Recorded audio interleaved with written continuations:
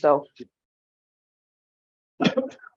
okay. So hi, everyone. For those of you, I don't think there's many here who don't know me. I'm Mindy Towsley. I'm the executive director here at the Artist Archives. Thank you very much for coming today. It's so great to see everyone's faces. So I'm just gonna, I'd like to thank our funders before we start. I'd like to thank the Bernice and David E. Davis Art Foundation. We exist on the Art Foundation's campus.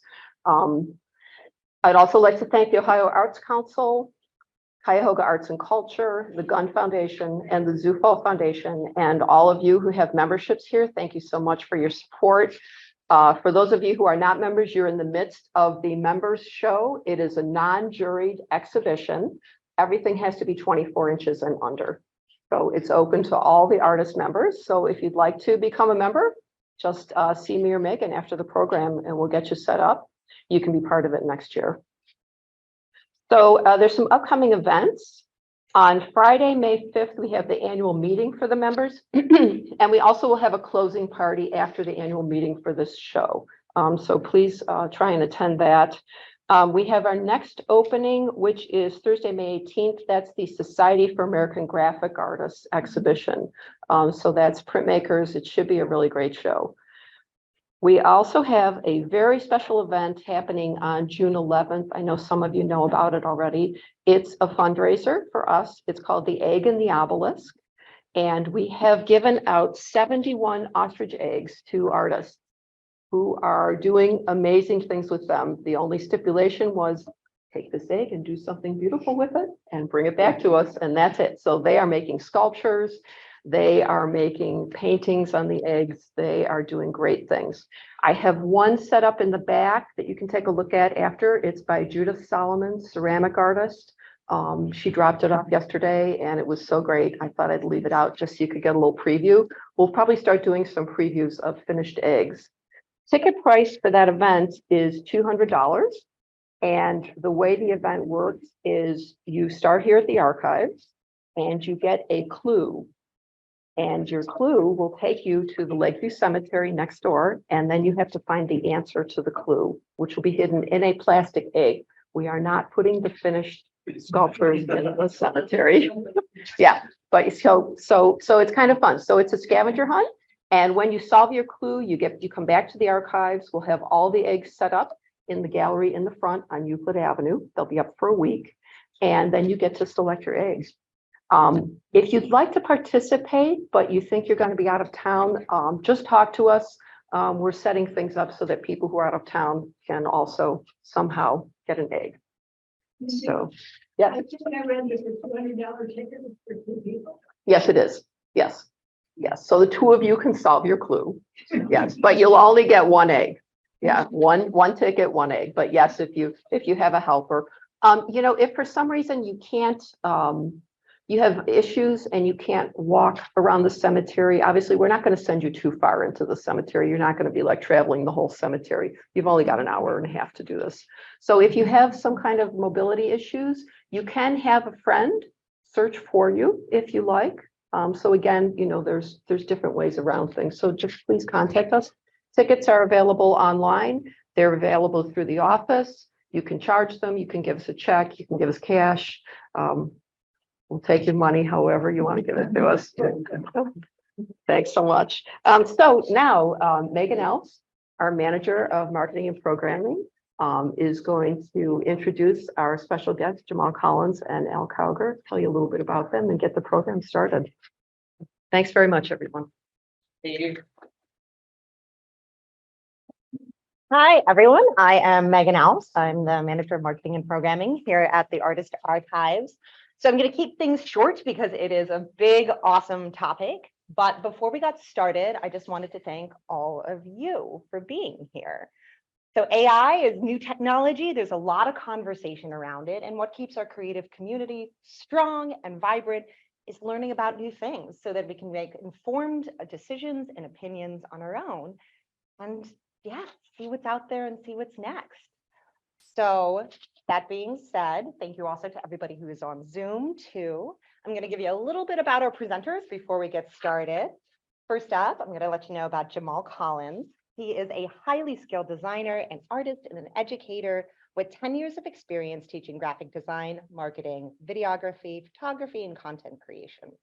He is passionate about empowering young creatives, entrepreneurs, and business owners with the resources and skills they need to be successful in the creative field. Through his organization, the Creative Kids Group, which is proudly emblazoned on his outfit today, Colin provides an immersive and comprehensive visual education that fosters creativity, critical thinking, and social awareness. His programs for adults and children also include training on marketing, branding, promotion, and culminates in opportunities for individuals to showcase their work. Collins also offers workshops and coaching, teaching creative professionals how to grow their business. He has a robust social media practice. You all need to follow him immediately on all of his channels, Facebook and Instagram. And he has a new podcast that is Loitering and Unarmed. Check it out, please. It is amazing. And then there is a new endeavor launch called Brand Crush Campus too. And so we're going to make sure to put those links on our social media, and there'll be a QR code at the end. And for Al Cowger, so Alfred Cowger actually was him up with the idea of having this presentation. Let us know. Cowger is a sole practitioner who has served as an in-house counsel to a number of high-tech businesses, including those making commercial use of AI, and also has been a pro bono counsel on a variety of civil rights cases. He has written a number of articles, podcasts, and presentations on legal issues related to AI, including the threats of algorithms to AI and civil rights, legal remedies, and American jurisprudence, One Nation Under Algorithms, which is the best title ever. Like, I want to read that right now. Cowger is also a graduate of Cornell University and Case Western Reserve University Law School. So without further ado, I'm going to go ahead and kick it over to Jamal, who will start there. Then it'll be Al, and then we'll do questions at the end, just to let you know. So Thank you. so much. Thank you, Jamal. How's everybody? There was an error on that bio. It's 20 years of experience. I'm not that young. One take.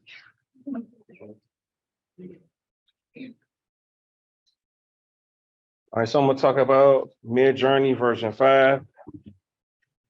An AI tool for creators. jworking.com is my domain name.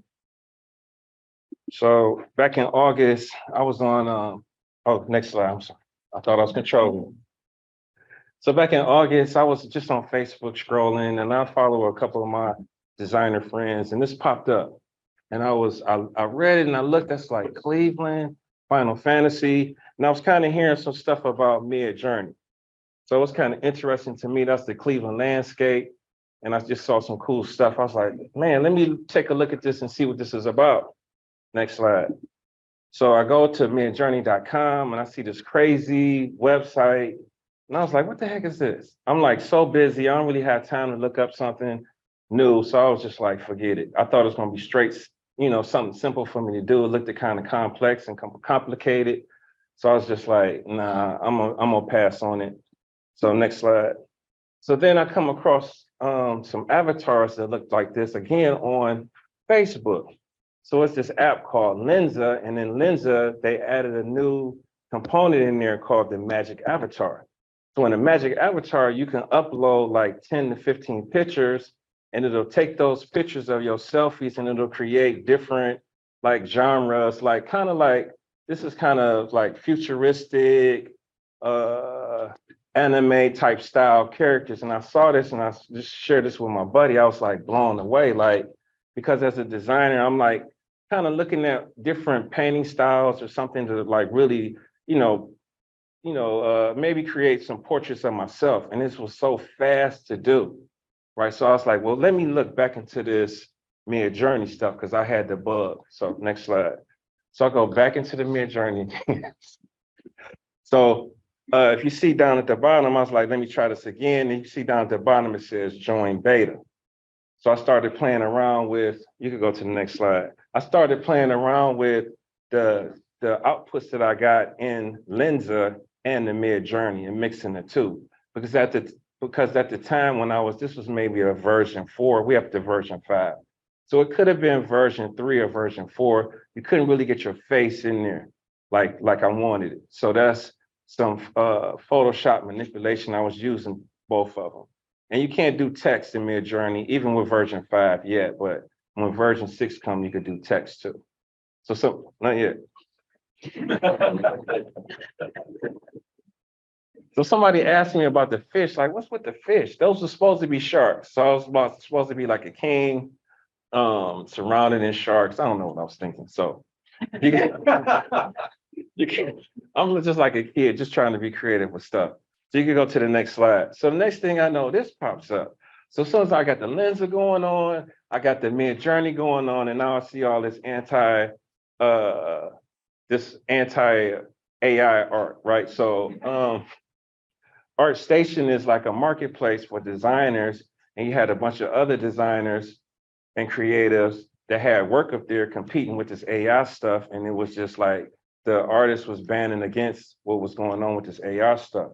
So I looked into this a little bit, and it was just like kind of bizarre that I didn't know that it was grabbing different styles from other artists. So if I'm a famous artist, Jamal Collins, you could come in and type in Jamal Collins style, and it'll grab some of my artwork, right? So this was like kind of a crucial piece in this new technology and stuff. So you go to the next one. So I'm gonna just get into the agenda today. The agenda today, I'm gonna kind of go over what is Midjourney. I'm gonna talk about how to do it. I'm gonna talk about prompts. I'm gonna talk about some more prompts, and then we can have some Q&A at the end. Cool? All right, next. So my objective is really so you can understand Midjourney version 5 and how it works, learn about the AI-powered text prompts and how to create different images and explore various artistic styles and photography methods. Next. Should I say next or should I say something else? Click. So what is Midjourney? Midjourney is an AI-powered tool that you can use to generate art and graphic design and get different wide range of prompts and filters. And it's got over 600 prompts, but I think it's more prompts than that. You can go to the next one. So Midjourney is a text prompt generator, allows you to create different images in like a couple seconds. And then you could take that further into Canva or some Adobe Creative Suite where you saw me do it. So you can create like some backgrounds if you want to kind of go over some ideas or something or some concepts real quick, you can. I had a case where I was looking for some images for a slide presentation, and I was given some references about failing to launch and executing and things like that. And when I was looking for Google images to place into my PowerPoint, I couldn't find it. So I was able to get in Midjourney and get the pictures that fit my PowerPoint presentation to a T. So that was kind of some of the things that I was using it for. All right, so we can go to the next one. So how it works is Midjourney is currently being, you can use it through Discord, through a Discord bot. So this is, so Discord is like a server that you can create and it's running through there. So this is the Discord homepage right here. So you can generate images using the / imagine command, type in a prompt and you'll get 4 images. But Discord is for any type of like club, gaming group. So we could all create a Discord for this community too, right? So next, somebody asked me like, how much is this? So it was free. You got the monthly, you got the yearly. So you got these different plans and you could generate a little bit faster with each plan. And underneath the $10 a month, you get like 200 plus images a month, right? So we could go to next. So once you hit the beta, then you'll get access to get into the Discord to run the Midjourney bot. Okay, so once you get into the Midjourney bot next, so once you sign up, this is kind of what the homepage looks like. And when you first get in, it's a couple of different areas where it says newbie. So underneath newbie, you can type in your prompt, and underneath your prompt, you'll get these images. But underneath the newbie is like kind of where everybody is. So it's kind of moving fast.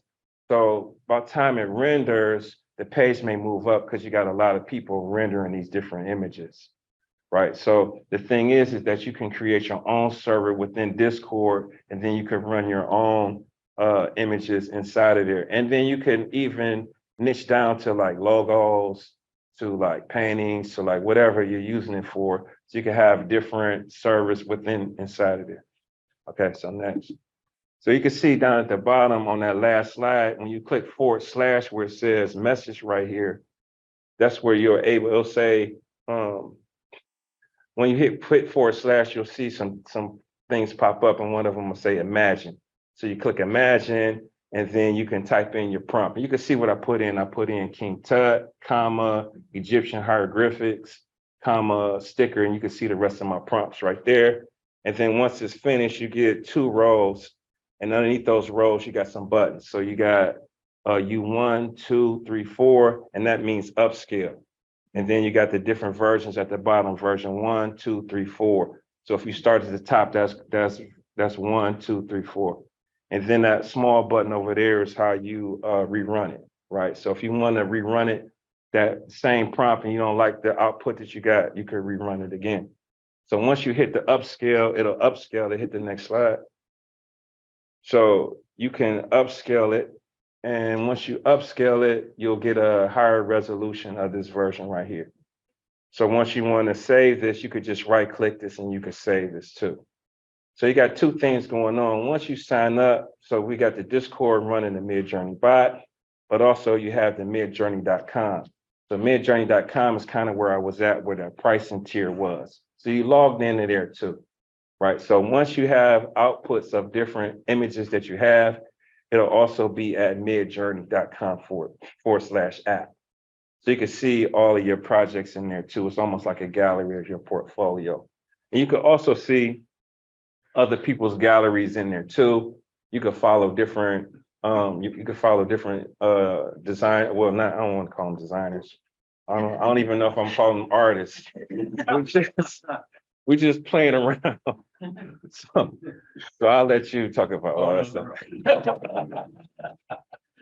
So in there, you could also see other people's prompts too, right? So, you know, we got this whole thing about like prompt engineering now and really getting savvy with these different prompts, but I'm gonna kind of get into that later. So hit the next slide. So right here, we can see just a raw direct prompt right here, a cowboy wearing a tuxedo on the moon. And this is kind of what you get right here. Okay, so I've seen, okay, no, this is okay. It's okay. So this is like the big circle in the middle was like your main prompt. And then the other surrounding words are how you get your different effects. So you could put in an artist name, you could put in effects, a camera lens, and the rabbit hole goes as far as you want it to go. I've seen prompts as big as like paragraphs on different styles, and you're just breaking up the prompts into like different commas and things like that. So it's the same thing with like when you're getting into ChatGPT, that's all talking to the bot, and I mean, not the bot, but talking to AI and getting a different output that you want. So it won't do all the work for you. It will do a lot of the work for you, but you need to understand how to massage to get the answers that you want. So a lot of people in here messing with the ChatGPT. Can I see hands? You know I'm a teacher. Can I see hands? Okay. Yes, thank you. Okay, so all right, next. So I'm gonna get into some advanced prompts. I'm gonna talk about style, stylize, chaos, resolution, aspect ratio, describe, weights on different prompts, and filtering out words too. So this stuff is kind of gets crazy. All right, so next. So here's some different styles, right? Using keywords and sub-styles based off of an art form, whether designer, artist, genre, and you can make your choice. So this is the same artwork right here. It's a dog with a flower in his mouth, and you can see just a standard output. And then you have, you know, the dog with the flower in his mouth, Japanese anime style, Pixar movie style. So you can pick all these different styles and you can see the same prompt getting a different output. And you could put in that same prompt again, you'll get a completely different output too, which is crazy. You don't always get the same thing. Silence your phones, please. You know I'm a teacher. Okay. All right. Next. So this is using keywords and subtitles to get different art forms, and you can see that you can / imagine horse galloping on a sunset painting Andy Warhol style. So you can see Da Vinci, you can see Picasso, you can see these different styles. Right. You could go to next. So you can use, and then you could build these up. So you could do Andy Warhol, Pixar, and then you could start doing these lighting too. So you could stack up different prompts on top of it. But usually you start with the main prompt on your main subject. So you don't start with the lighting, you kind of start with, I don't know, a dog, but you start with the dog or whatever the subject is. So you can see cinematic lighting, blue lighting, and these is all the same prompts with different lighting attached to it. You could go to next. So now you can add settings. So / 2 / S with some number, and then you can get different lows and high style options too. So you can see / firefighters -- with the 6,000. So when you kind of in there playing around and you seeing people in there, you're gonna see all kind of low like dashes and things like that. Like, what the heck is that? So these are just like different prompts and stuff that you can put in there to add these different effects to what you want. Next, so you can add chaos.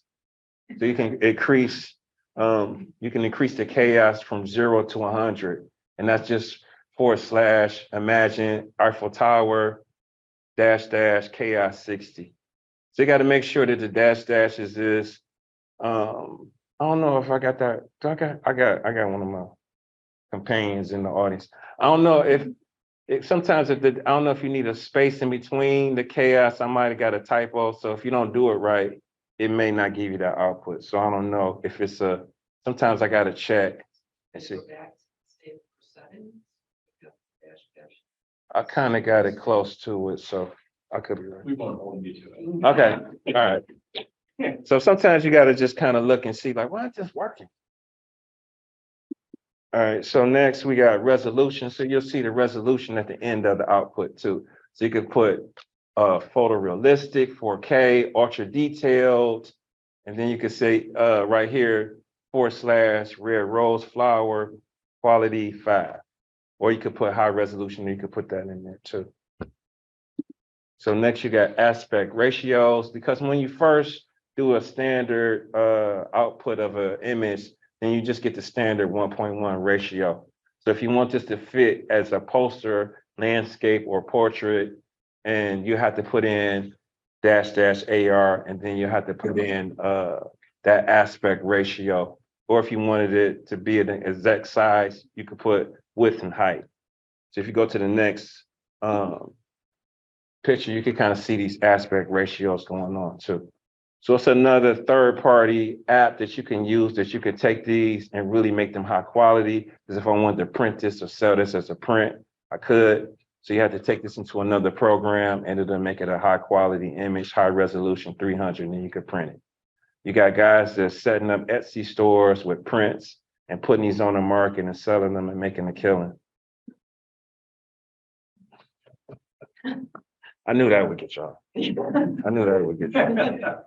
So you got Describe. So before Describe, you could put a picture in there and you upload a picture inside of your feed. So right where you hit / imagine, you could just copy and paste a link for a picture and put a picture in there, and then it'll see the picture, and then you can add prompts to the picture too. So then you can get an output of that. But they just added with version 5 something called Describe. So now instead of when you hit / you'll see a bunch of stuff. You go down to Describe, and it'll give you an option to upload a picture. You can click the next one, and now it'll automatically, when I put this bike in here, it'll give me 3 different descriptions of that bike. So it says, so it's reading it and understanding what picture I stuck in there. It's stuck in there, the aspect ratio, the lighting, the type of bike it is, the focus, and all of that stuff. So I don't even have to copy and paste this anymore. I could just hit 1, 2, 3, 4, and it'll automatically render and run that. So yeah, this is getting wild, right? So you could add, I never really did this. My man back there, he's a scientist with the glasses on. So you can add weight to prompts too. I really didn't get the output that I wanted, but you can highlight different, more important things. So how it works is if I wanted to, let's just say I was doing a red castle with flowers on a mountain, and I wanted it to be more red, then I can give more points to it. So the higher the points are, so you see I got zebra 4, I got more zebras than I got lions. So you can actuate, get more importance to certain things if you want to. I don't know if it really worked all that good back. That was 4. No, didn't work that good. Yeah. But I just wanted to add this to it. This was something that I didn't know next. I didn't know that you could filter out stuff. So we got some KFC. And if you don't want no sauce, if you don't want no sauce, you could take dash no sauce and take it off. So, all right, so next, this is the tuxedo again. This is the cowboy tuxedo on the moon, and I just added pop art to it. So that changed it from the raw image to pop art, and then I could pick one of those. I can upscale it, and you can see the aspect ratio on that is I think it's 19:6. Am I right? We are artists in here, right? Aspect ratio. The marketing person from the corner. Right. So 16:9. 16:9. Thank you. Yeah. Thank you. Anyways. My man, I'm glad you're sitting up front. Same thing right here next. Oh, I can't control it. So this is like impressionistic landscapes right here. Same prompt.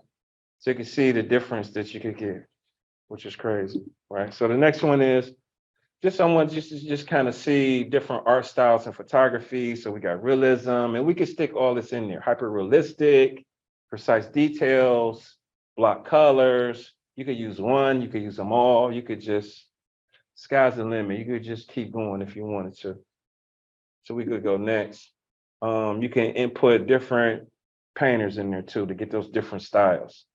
So you could put Picasso in there, you could put Cubism in there, you could put all of these different things in here. So this kind of getting into like the different 600 prompts, right? So we going next. Okay, so photographers. What's your name? I'm gonna put your name up there. We can get his style, right? Photography, fashion, fine arts. We can pick the lenses, we can pick the angles. I need a top view, I need a bird's eye view, because sometimes you might want to show some shoes. So it might not show his feet. So then you got to put the description of his shoes because it might just be a mid shot. So whatever type of shot that you want to put in there, you could do that. I'm seeing people do layouts for their houses, right? So I want to change this room up some, and I can upload a picture of it and change the way it looks, architecture, right? So layout, stuff like that. So before we get to building, we can have AI output the way it looks and how we kind of envision it before we build it and put it into play. So this is like part of it. Next, anime styles, which I love, right? So all my stuff is probably look like some type of Ghost in the Shell and Astro Boy, something.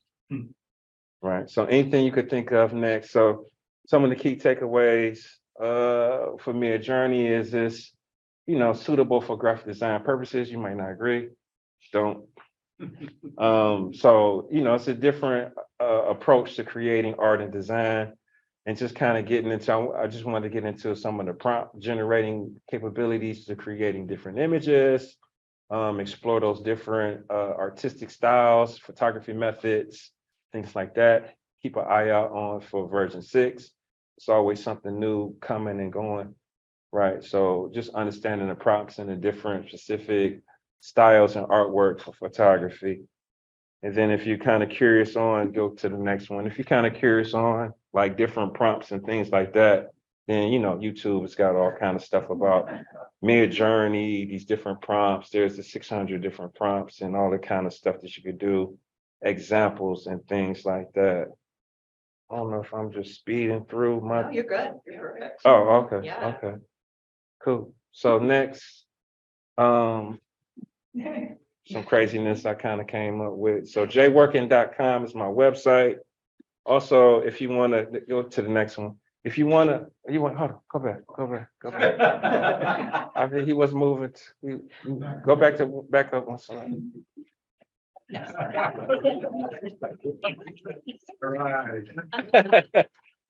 can go to the next one. If you want some updates, some emails and things like that, I have some stuff on jworking.com. If you want to grab this with your phone, she's gonna put this in the show notes and stuff like that too. It's just like an email list to get updates and things like that. So that's it for me. I may have some, well, how long I got? Oh, never mind. Thank you.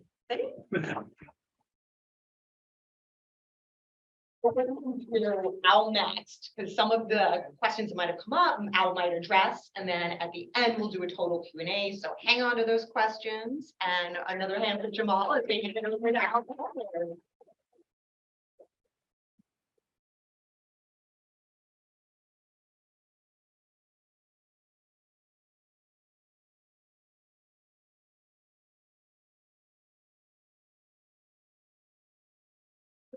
Yeah.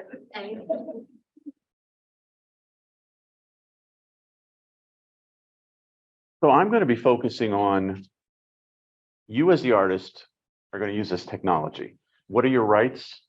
What is your exposure? I have to preface this as saying, I'm going to be talking for about 15, 20 minutes tops. This is so complicated. Please don't assume any of this is legal advice you can run with. My malpractice carrier would be very upset about that. So let me quickly explain, and this is way too quickly, how artificial intelligence works such that it's able to develop the images you just saw. What it does is it collects information from databases. It may look at 1 million or 1 billion different images, and from that it can draw various styles, lighting, whatever. And it can actually, the better programs can actually teach itself over time to make the images better. It can teach itself as to, if people start selecting one sort of lighting over another, what are the popular lightings? Why are some lightings not as good? And over time, for example, if you put in Picasso style, it will over time teach itself to become even a better Picasso stylist. That's important to remember. I'll get to that why in a few moments, but just think about these programs just grabbing whatever images and data related to that images right down the brush strokes to come up with the art that you can create through them. So the question then is what AI does art? This image here was by Boris Edgasson. Has anybody read this story? Yeah, okay. He entered this in the Sony Worldwide Photography Awards competition. He's a well-known imagist. I'm going to use that term specifically. This was called Pseudomnesia Electrician. He won this worldwide competition. He showed up at the award ceremony and said, I'm not accepting the award because this isn't a photograph. He claimed to want to do this to educate the public and the professionals, such as the runners, the people running this competition, about what AI can do and what people better be aware that it can do. He in fact said this met all the rules of the photography competition because the rules simply said you had to use a device to create an image. And he said, there's my device, my computer. Now, some people some news stories said that he said this was not art, and he didn't say that at all. He said this is not a photograph. He said it is art, it is AI art. But that then does beg the question, what art created by AI should be considered art? Now, I'm going to differentiate this from the aesthetic values, so to speak, and the legal aspects.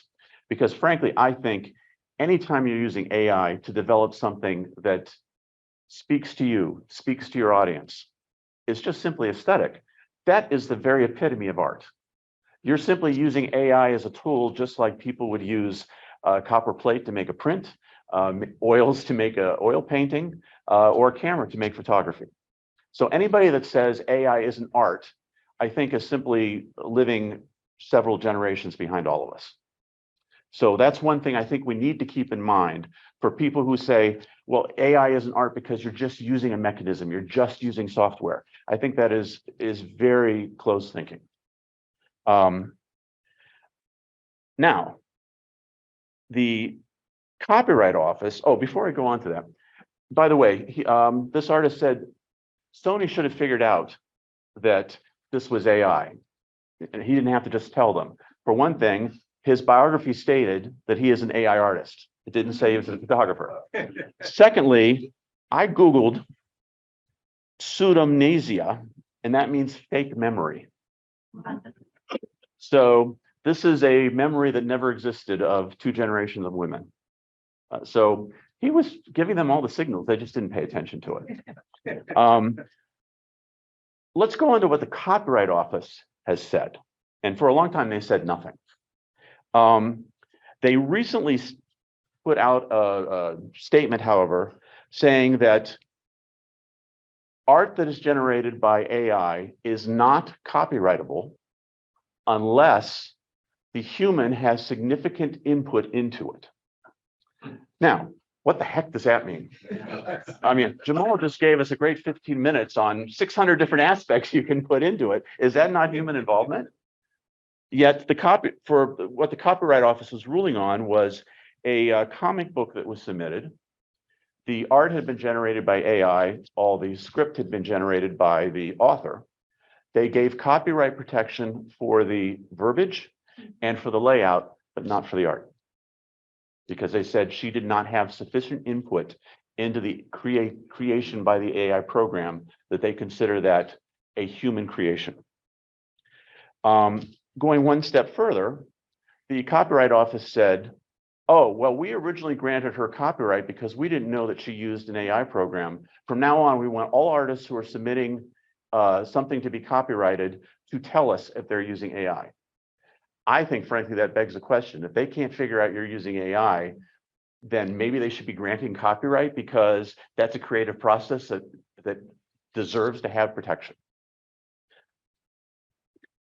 So the irony here is, in this photographed image, is that if you go back to the 19th century, when photography first became used by artists, it was not allowed to have copyright. Because way back when, the Copyright Office said it's just use of a mechanical device. It has no artistic merit, no artistic aspects. Just what people are saying now, especially the Copyright Office, about AI programs. And in fact, it was Congress that had to step in to change the law to actually grant copyright protection to photographers, because the Copyright Office refused. So I think as I talk, you're going to hear that I keep referring back to history, because I think even though we're talking about modern technology, a lot of these questions should and can be resolved by looking at historically how we've treated art. So the next question is, if something is indeed art, that at least arguably is protected or should be protected, who is the artist? Can you go to the next one?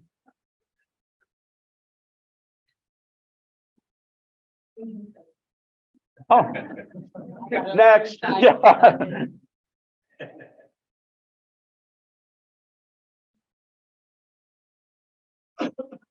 So what the Copyright Office says is, if it's just the AI program creating it, even if a human was involved, we will not give copyright protection, because a human has to be the artist. Now, I bring this up because this is a fascinating story from about a decade ago, which I think could impact how people treat AI programs as the artists or part of the artistic process. This lady here is Naruto, or at least that's what PETA called her. An artist by the name of David Slater, a UK photographer, set up a whole bunch of cameras along a path being used by macaque monkeys in Indonesia. And eventually one of them picked it up and took a selfie. And he made a few £1,000s off of this. But then Wikipedia and a couple other sources online took that image and put it on, and people used it all over the place on coffee mugs, on t-shirts, calendars, and paid him nothing. He sued Wikipedia, claiming they violated his copyright. The long and short of the story is the court eventually ruled he didn't take this picture, the monkey did. And therefore, since no humans have, you have to be human to have a copyright, and the monkey was the artist here, this was not a copyrightable visual. And the poor man eventually basically went broke paying the attorney's fees to get to the point of trying to find out that he had no rights on this. So who is the artist? In this case, it was the monkey. You could use this as an analogy in a very bad way to say, well, just like the non-human monkey took their own picture and created this photograph, the non-human AI program is what generates the art, and therefore they're not a human, and therefore they're the artist, but the human isn't, so there's no copyright protection.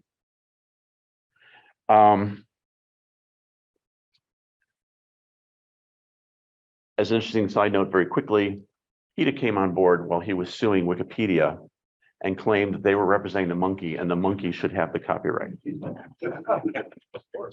The Court of Appeals ruled the monkey had jurisdiction to bring the lawsuit, but did not have rights under the copyright law to be considered the artist. So nobody won. We go to the next slide. This is a painting called Edmond de Bellamy, sold at Christie's in 2018 for $432,500, about 1,000 times above the estimate. This is the probably first known image of AI actually creating a oil painting that was then sold to the public. The way this was generated was, you remember when I said that AI takes a whole bunch of images in a database and tries to figure out how to create art? The instruction of the AI program was come up with something that looks like a Georgian era portrait.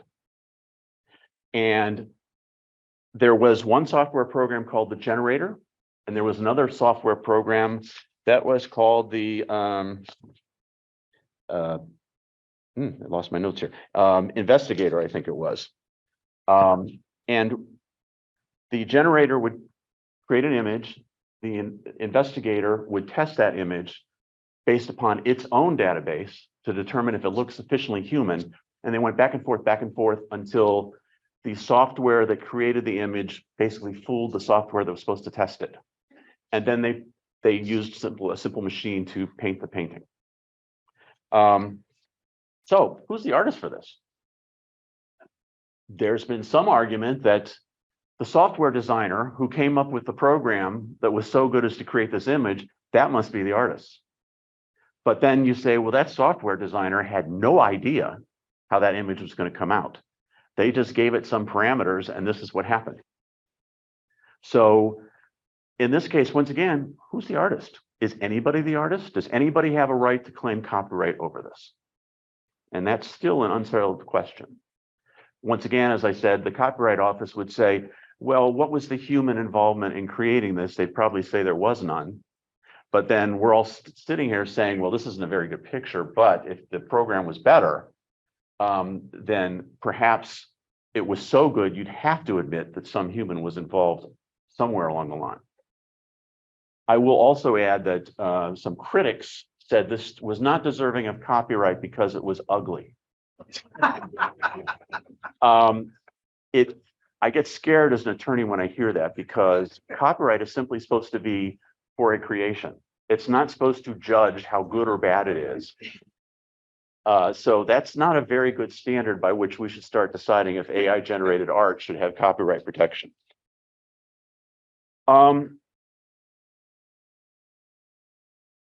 So let's say we get to the point where we all finally agree AI generated art is indeed art, and that the human who has used that AI program to come up with the art is the creator, the person who is entitled to protect the copyright. Well, there's one additional aspect of this that's really confusing the courts, and that is when AI uses all those databases to create the art, when does that use of the databases or the data become infringement of existing art?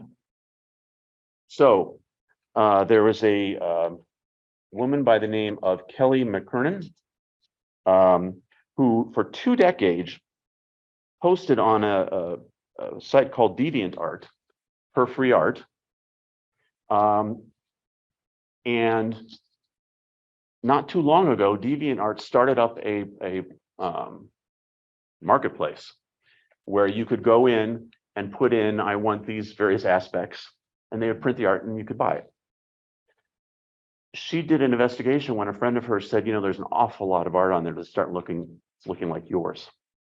And it turned out she claims that she found over 20,000 images where they basically copied her style. So it looked just like her art because that database had picked up on her style and had picked up on her popularity as an artist on this website, and so simply copied it. So she's claiming copyright infringement. Another case that just was argued in front of the Supreme Court last October. A woman, Lynn Goldsmith, once again, she was a photographer, took a picture of Prince. It was described as unusual because it caught him in a moment of vulnerability. So he didn't look like the showman. He looked like the worried artist, concerned about how the audience would react to what he was presenting to them. Sometime after that, Vanity Fair commissioned Andy Warhol to do some art for Prince. They were going to be doing a story about Prince. He found her photograph, manipulated as we all know that he did, with different coloring and different shading and different pixel levels, that sort of thing. His artwork of Prince eventually made him millions and millions of dollars, not only in the original silk screens, but in the prints made from that. Ms. Goldsmith never got sent out of it because they never actually used the photograph that she took.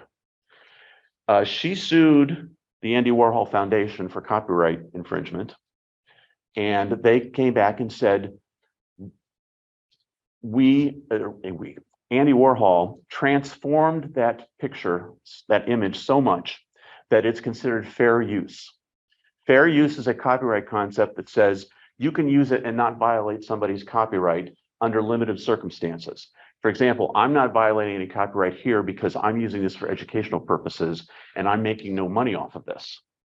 But if you're using it for profit and you're simply copying it as opposed to completely transforming the image, then that would be a copyright violation. That's not fair use. In this case, once again, they claimed it was fair use because Andy Warhol claimed to have transformed it so much that the vulnerability that was part of it was completely eliminated by the time he was done transforming it, and it became a statement on celebrity and money making off of celebrity, that sort of thing. In fact, he described it as flat, impersonal, and mask-like.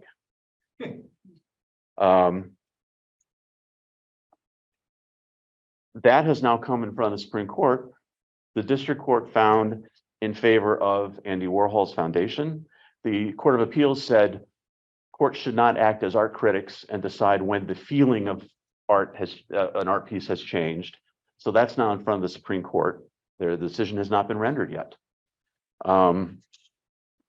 But the question then becomes, if you're using AI and you're using it to either manipulate existing images or even using bits and pieces of images, right down to the brushstrokes once again, to create your own art, are you infringing on somebody else's copyright?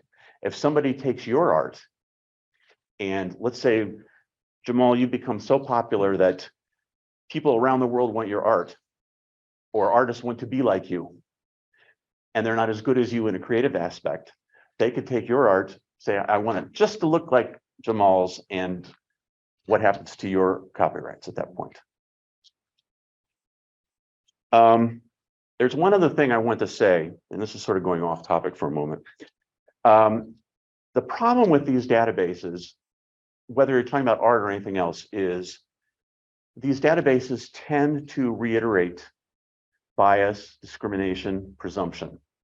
So if you're using an AI program, let's say, for example, to determine policing of neighborhoods where you might hear gunshots, for those of you who've been following the news about these new programs bought by Cleveland, they tend to focus on the neighborhoods that are traditionally demographically poor or people of color, because in the databases, you will find that there are more people arrested in those neighborhoods, so they're automatically adjudged to be more risky. You could say, well, that's because there was discrimination in the past. People of color got arrested more than white people did for a given crime. The police were there more often than they would be in a white neighborhood where neighbors took care of things amongst themselves. So of course, our criminal database is full of bias and discrimination. And that's why you start making police decisions on that AI programs that use that database, it's going to be biased and discriminatory. I noticed the same thing happened here in the art. You put the images of cowboy in a tuxedo. I quickly Googled it. 25% of cowboys in American history were men of color. Did you see any men of color in any of those images? They were all white. So the bias of the program of, I guess, the Marlboro Man as the stereotype cowboy is what was repeated here. I had to change the prompt to get a black guy. So that's a whole nother issue besides what I've been talking about that I just want to raise quickly. So how am I doing? You are good, 52. Excellent. I want to talk now about NFTs. Because that's part of AI and art. But then it's not. And let me explain this. What is an NFT? A non-fungible token is what it stands for, which should automatically start bells going off. Non-fungible, what the heck does that mean in that case? What it means is you buy an NFT and it gives you the right to something. It does not, contrary to what you may hear or believe, in and of itself, give you rights to art, to reproduce it, to own it, to anything that you would traditionally consider if you would go out and buy a piece of art. The best I can describe it is, let's say you're on an airplane and suddenly President Obama sits right next to you. That becomes a flight that you will remember the rest of your life. You've not paid anything more for that ticket. What you get from that is the experience of saying, I sat next to Bill Clinton. There are people who go to a Broadway show and walk out because the star of the show isn't there that night, even though, Hamilton is great even without, yes. And yet people will say, well, he wasn't in it, so I want my money back. Ignoring the fact that what they should be enjoying is this whole new aesthetic level from a Broadway show. So what NFTs are selling is what before now was not marketable or monetizable, if you will. And that's the sense that you're personally somehow connected to it. So when you buy an NFT, you can buy an NFT for a shoe designed by LeBron James. You're not getting the shoe. You're not getting the right to reproduce an image of the shoe. You're getting a right to say, I'm connected to LeBron James because I've got an NFT that only 10 other people can own. I was at a seminar at Case Law School a couple of weeks ago on artificial intelligence and the law, and there were several people talking on a panel who said, this is a whole new age of art and the economy of art. People don't want to buy art anymore because who wants to spend millions of dollars on a painting when you can just buy a nice copy and hang it in your living room, and that's pretty and that's what you're looking for. What people want to buy is the fact that it's limited edition or that it's an original. And so what they pay for is not the aesthetics of the art piece. They're paying for the fact that they can say, I got something different. And that's exactly what an NFT is. So we should eliminate copyright law for artists because it no longer represents what is the true value of art in the world. What is the true value of the art is the connection you feel to it, and that is monetized simply by buying an NFT. I find a terrifying concept. I find it a stupid concept. But I wasn't on that panel, so I didn't say anything. So when you buy an NFT or you sell an NFT, for an artist, what you have to remember is it's traditionally just like when you sell artwork you sell a license to copy your artwork, for example. There's something that goes with an NFT called a smart contract. And it's either sold with the NFT or embedded in the NFT. That's what sets forth what you are selling. Are you selling the entire copyright? Are you selling the right to reproduce X number of, some of these things say you can make 10 copies, but you may not resell them. Or you can make 10 copies and not sell them for more than 10,000, something like that. You can manipulate it however you want. But I've heard people say, once you sell an NFT, that means anybody can copy the art and you've made the money off the NFT. And when they resell the NFT, you can share in that resale value, but you've lost the control of your art. And that is not the case at all. You still own that art and the copyright to that art, just like the good old days. So, I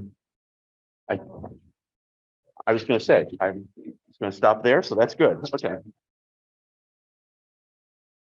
All right, so I'm going to save all your questions. We're going to just pull Jamal and Alan. And then we're going to do questions and then we'll also do questions. So I got a couple on here with you too. I'll let you find who gets what chair. And please let us know if the questions were generated by ChatGPT. There we go. So, yeah, yes, do perfect. Do that. We'll just. Yeah, when you were talking about the two hunks of software dueling with each other, trying to determine which one was right or wrong or fake or whatever, that almost sounds like the artistic variant of the Turing test. You know, trying to convince one or the other which one's human or not human, Right. or whatever. Comments? Because the Turing test, I guess, hasn't been worked out. No, I mean, and what he's referring to is named after Edward Turing, is that Alan Turing. Alan, yes, who broke the Nazi code in World War II. Great cryptographer, came up with a concept that someday when one computer could not tell that the output of another computer was not by a human, but by a computer, was when you will realize that you've met the ultimate standard for artificial intelligence. As you can see from the picture, the program that was generating the art was of limited worth, and the program that was testing it was likewise of limited worth because it passed it as good enough. So I don't think that test has been met yet. I will say that when I talk about standards that should be in place for using artificial intelligence for anything from products like autonomous vehicles to medical opinions, that all AI should have some sort of testing to it. Because AI will pick up on the misinformation in databases and repeat that as if it's true fact. It's funny to say that with ChatGPT. It's not so funny when the autonomous vehicle is driven off the road or the medical professional has missed the diagnosis because the AI came up with bad information. I'm gonna hand the mic to the people doing the questions so that they can pick it up online. So, yeah, if you prefer or not. This is a question that reveals how little I know about this. But Jamal, once you develop the program. Yeah. Or develop the image, how is it translated? I mean, you were talking even about oil painting, but is it like something you then take into Photoshop and make silkscreen? Yes, you can. You can do whatever you want to it. So even if you just wanted some reference to some painting, let's just say you were painting something and you wanted to kind of get a reference on what you might look for. I mean, if you want to design a logo, right, you want to get some inspiration, then you could go in there and just design whatever you want. It's got the limit on. At some point, you have to take it like you're doing a poster, you have to take it to a printer in some way Yes. to have it physically produced. Yeah, so you just download it and email it to Kinko's and Not everything is high tech. yeah, so I mean, you could do it online, right? So you can upload it. So like I talked about the Etsy. So Etsy is a market where you can sell stuff, right? So you could do a search on Etsy and see what hot topics that people are trending. Let's just say coffee posters. People like these coffee images to put in their kitchen, right? So you can compete with a lot of these artists and pictures of coffee because you can come up with some images of a coffee poster, and then you could just bring that into Canva.com and just add some text on top, and then upload that to the Etsy market. And now you're selling products. They're drop shipping it, right? So you're familiar with drop shipping? Of course not. So drop shipping is somebody who fulfills that order for you. So you kind of arbitrage in between creating the artwork and then supplying that order for you. So you upload your image to it, people buy it, and then that company, third-party company, prints it and ships it to the buyer. So you don't have to house all your products and stuff. So t-shirts. So if I wanted to start a t-shirt company, right, I can set up a website and I can get some images of my brand or whatever and add some AI components to it if I like. And then you can connect that to a website called like Printful, and Printful will fulfill those orders for you if you don't feel like having 1,000 t-shirts in your living room.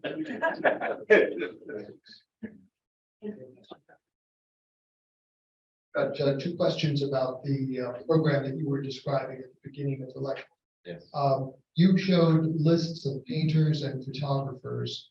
Were those limited lists like drop downs that are available, or can you enter the name of any artist, any photographer that you could think of?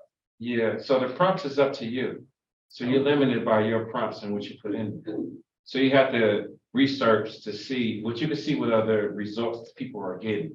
Right, so you got two pieces. You got the Discord where you're generating the images, and then you have just midjourney.com where once you generate the images, you have access to your portfolio. Right, so now you can look and see what other people's portfolios are. So if I'm trying to get a different results and I'm not really getting it, I can just do a search for logos, right? For whatever, for a fitness company. Then I can see what prompts they're using. I can just copy those prompts, go back into Discord and paste those in there. If I want to change the lighting style and things like that, you can do that. So between using YouTube to see what other people are generating and just kind of doing a search on prompts, you can get the results that you want. So it's just like, you don't know what you're going to get. It's like the lottery. So you just type in something to see if you like it. So you can read, right? You can redo that. You can do variations of that. You can bring an image in there and it'll describe that image too. Okay? So this is, yeah, it's getting bonkers. One thing I want to add to that, an additional intellectual property issue when you start using the names artists. some people are now claiming that's a trademark violation because the artists are using their name as their brand. And when you say, I want something that looks like Jamal Collins, you're interfering with his right to use his name exclusively for his own product. What's wild about it is that when I was doing this presentation, I didn't even know, I wasn't doing this. I wasn't doing it. I was just, we never did that. Didn't know that you could do that. So it's just like, wow, it's like a lot of stuff that I learned. That people This is I was sitting in part of that conversation you were referring to. But this is the first time I've done, been in a room where people were discussing. So I started at the back of the room and I kept creeping up so I can see the names at the bottom. But I'm going to go back to this question because what you're saying, what you said is you talked about the process, but the artists that are listed that some of them we obviously recognize, that they are there because there is a thought that they're just by listing their names and getting the pieces or the product that we're seeking when we drop down their name. We assume that it is our right to have that, to be able to get that information. Am I understanding that when you asked the question, I wasn't sure what I was getting in terms of the answer? That's because of my own angst. Well, first of all, it's not your ignorance because it's very confusing. The way to answer that is, if you are looking for a piece of art that looks like something that would come from the Mapplethorpe genre, that's one thing, because that's just being used as a sort of a educational or exploratory thing. If you say, I want to buy something that looks like Mapplethorpe, it'd be like saying, I want something that looks like a BMW, but is not made by BMW, but looks close enough. BMW is not going to appreciate the knockoff company that is selling the car that says it's just like BMW. So that's the way to think of a trademark standpoint. And it is that process, and because of that, you're saying you associate the name with a ownership, if you mentioned, yeah. Yes, you associate the name with the good, the brand, the name is the brand for the good, the product. And then, like I said, also, then you have the copyright issue of the program actually took my style and tried to copy it because that's what people were looking for. Well, that becomes sort of the essence of a copyright violation. Hold on, I wanted to say something. You have like film industries that need to come up with set designs, right? So you can quickly come up with some concepts real quick on how you're going to do these shots and things like that. You even have AI that you can shoot a movie with just using some props, right? So I can put this on the table and make it into some buildings because AI will kind of turn it into something else. So the speed of coming up with some concepts to say, I was a Nike, and I wanted to have a new store and this layout, and I can do the layout real quick. Another topic that came up that he didn't really talk about is that now you have companies not hiring models. Yeah.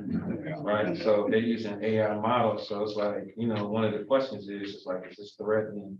He didn't talk about that either, is this threatening people's jobs? Right. So you got people of color not getting these roles of being models because Nike's just outputting some fake models. So So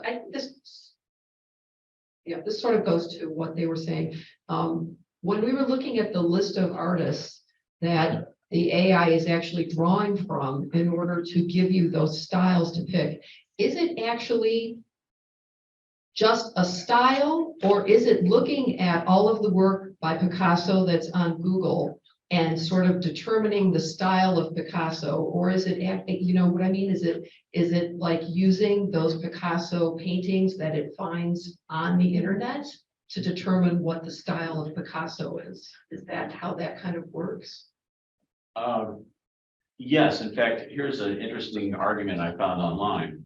On one hand, a particular artist said, well, they're copying my style right down to the brushstroke. And the response from somebody that was against that said, well, it's just a brushstroke. That's purely mechanical. So if it's focusing on just the mechanical nature of your art, how can it be copying you? But then the artist says, well, because part of my style is my brushstroke. And I think when you think about, when people try to find fakes, one of the things they look at brushstroke, so how can you say that that's not integral to the artist's own work, their own renditions, their own process of being an artist? This is more of a detail, but I never would have identified that quote unquote Georgian portrait as a Georgian portrait. Right. But nonetheless, is copyright come far enough along? Are there artists such as Gilbert Stewart who would be in public domain? Or is artists who died more recently Oh, sure. or still alive? Could there be a distinction there? Just like, I can't remember, we were watching a movie. Oh, it was a cooking show. And I noticed that all the background music was old classical concerts of artists that had died so long ago that their work was now in the public domain. So that was a nice cheap way of giving music behind the cooking show. So yes, if you wanted to copyright Da Vinci, or copy Da Vinci, you can make as many reproductions of that or twist it around using an AI program as you want, because there's no copyright available for Da Vinci or any of his descendants at this point. I have a question. Could you, both of you, if you want, talk about what you didn't mention, which is that the AI models themselves are human creations. And so you can't make it sound like, it sounds like sometimes you think of AI as this kind of magical thing, but it's not. It's the output of human engineering. You didn't touch on that at all. Well, I would say yes and no. AI programs, the initial creation of that AI program is by a software engineer or one or more. But as AI programs get more sophisticated and use what's called machine learning, they can actually change their own programming to the point that the program that is running now is very different than the program as it was sold or created by the software engineer. So if you're talking about an autonomous vehicle that has crashed, a self-driving car, can you say that product was defective because the software program drove it off the road? Or could the car manufacturer say, when I put it out in the market, it was just fine? The same thing could be said when you think about the artistic aspects. If the AI program is designed so it learns how to be a better artist and to capture more aesthetic ideals, depending on what those are.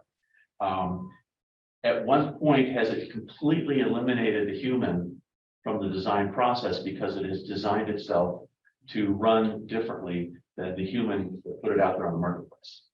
And I don't know what that means in terms of who gets to be the artist in that case. Then we have time for one more question, and then I have one on Zoom. Then I got 2 minutes to. Yeah, I just wanted to ask, if you want to use AI to sort of supplement your art, so you start out with a photograph that you took and then want to embellish it and so forth. Or you start out with a painting that you did and you have a photo of it and you want to do stuff to it.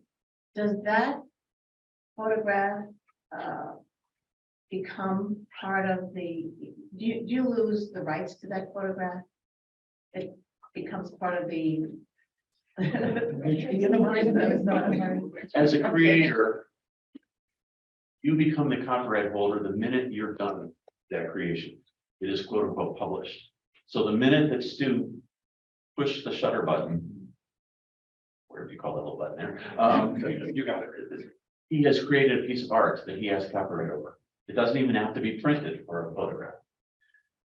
What you do with that at each stage that you are manipulating it is yet another piece of art that you've created, that you were the creator. So you have the copyright for all those various derivations of the original artwork.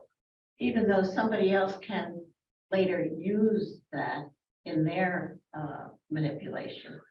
Well, But if they use it, but it still looks like yours because they have not transformed it, they're violating your copyright. All right, so I got one final one, and it is on Zoom. And also big shout out to Kelly Pontoni, who was running the Zoom chat for us. So thank you very much out there in the ether. So the anonymous question is, if there is no copyright in the AI created images, what about original traditional works painted by hand, etc., that copy that image very precisely, rather than transforming it in a way that could be considered fair use?